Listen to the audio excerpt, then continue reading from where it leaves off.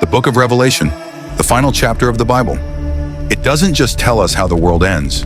It shows us visions of fire, blood, beasts, and a darkness the world has never seen before. But here's the terrifying part. Many of these prophecies are not in the future. They've already begun. Wars, plagues, unnatural disasters. You might think they're random, but what if they were all predicted 2,000 years ago? Stay with me, because what you're about to hear isn't a horror story. It's prophecy, and prophecy number 1 could be unfolding right now, in your lifetime. These are the 10 scariest prophecies in the book of Revelation, and number 1 will shake your soul. Before moving forward in the video, I request you to subscribe to the channel because it takes a lot of effort to create a single video. Prophecy number 10, the rise of the beast from the sea, Revelation 13:1-2. Then I saw a beast rising out of the sea, with 10 horns and 7 heads, and the whole world marveled and followed the beast. This isn't just a mythical monster. According to many scholars, the beast represents a global empire or a political force, something powerful, terrifying, and completely in control. A system that looks invincible, a government or alliance that rules with fear, deception, and worldwide influence. Look around. Mass surveillance, AI control, one world agendas. Are we already seeing the shadows of the beast rising? And here's the scariest part. The beast won't come with fangs and fire. It will come wearing a suit and a smile. This was just number 10. Ready to face number 9? Because the next prophecy is not just about death, it's about death that never ends. Prophecy number 9, death will vanish. But not the pain, Revelation 9:6. In those days, people will seek death but will not find it. They will long to die, but death will elude them. Let that chill your spine. Imagine a world where pain is endless, and death is no longer an escape.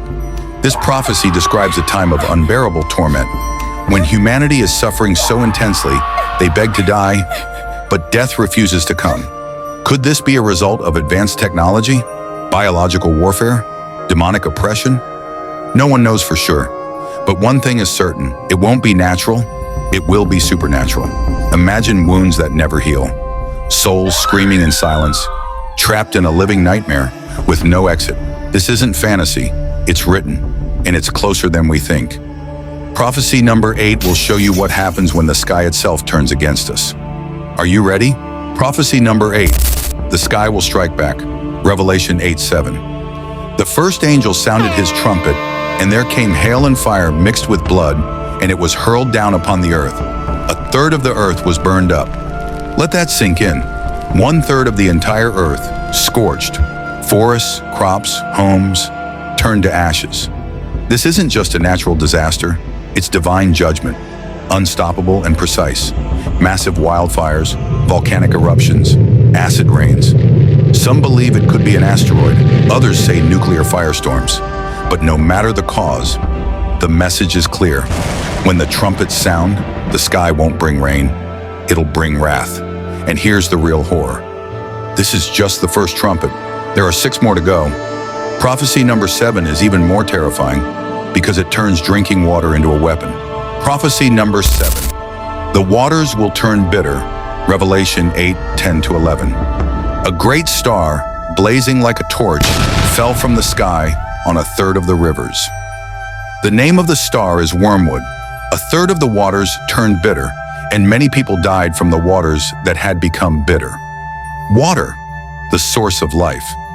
Now imagine it becoming the source of mass death. This prophecy speaks of wormwood, a burning star, possibly a comet or meteor, falling from the sky, poisoning a third of the world's fresh water. Lakes, rivers, springs, all turn toxic. People drinking, thinking they'll live, but instead, they die, slowly, painfully.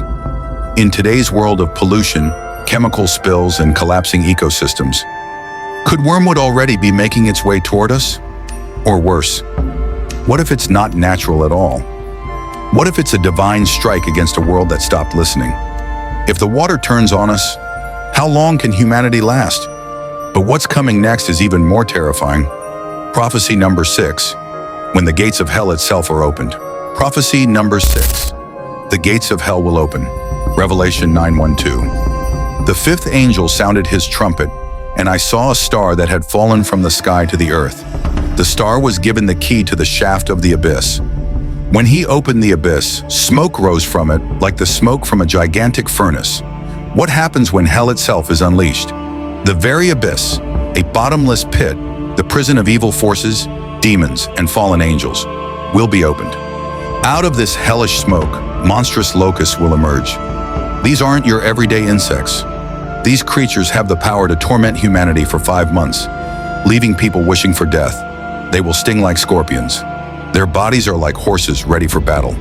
Their faces will be like men, eyes filled with unimaginable evil, and they won't stop until they have caused total despair. Imagine demons unleashed on the earth, tormenting every living soul. The horror, the panic, the suffering. No one will be safe. The abyss has no mercy. It only brings destruction. And the worst part, it gets worse. In prophecy number 5, we'll see how even the dead won't escape. Prophecy number 5, the Great War. 1/3 of humanity will die, Revelation 9:15. The 4 angels who had been prepared for this hour and day and month and year were released to kill 1/3 of mankind. This prophecy is one of the most terrifying. 1/3 of all humanity wiped out in a single war. But it won't be just any war.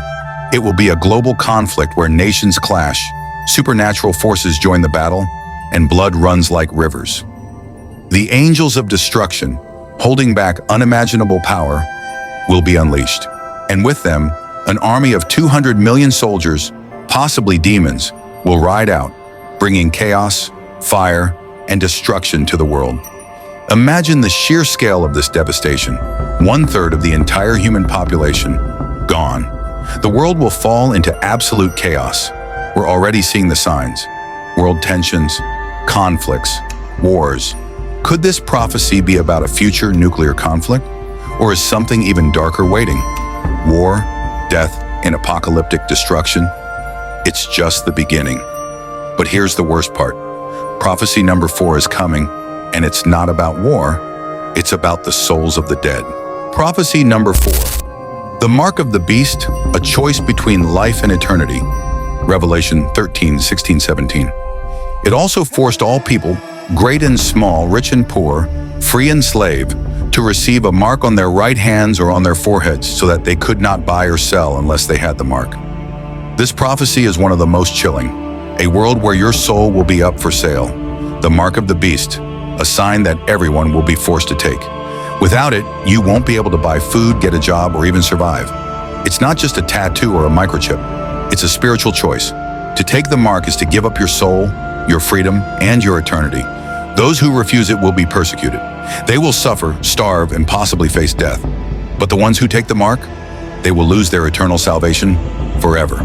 Can you imagine a world where your survival comes at the cost of your soul? Where you are forced to choose between God and life on earth? This is not just a future event, it's a reality waiting to unfold. And the worst part, the mark of the beast isn't the final judgment. Prophecy number 3 will show you the ultimate destruction, the fate of those who gave in. Prophecy number 3, the Battle of Armageddon, humanity's last stand, Revelation 16:16. Then they gathered the kings together to the place that in Hebrew is called Armageddon.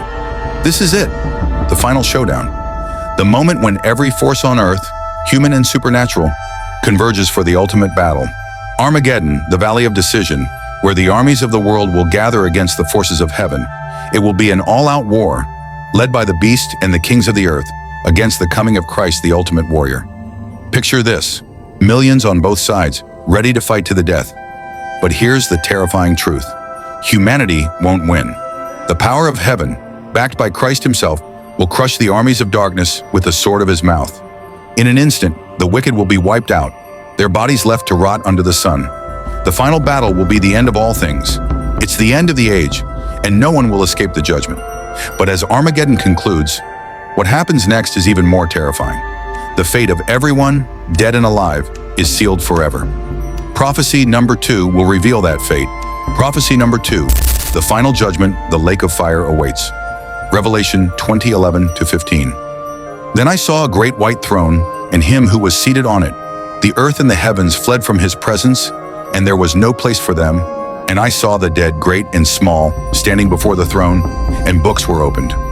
This is the moment of truth, the final judgment. The scene is set before the great white throne, where every single soul, from the greatest king to the lowest servant, stands to be judged.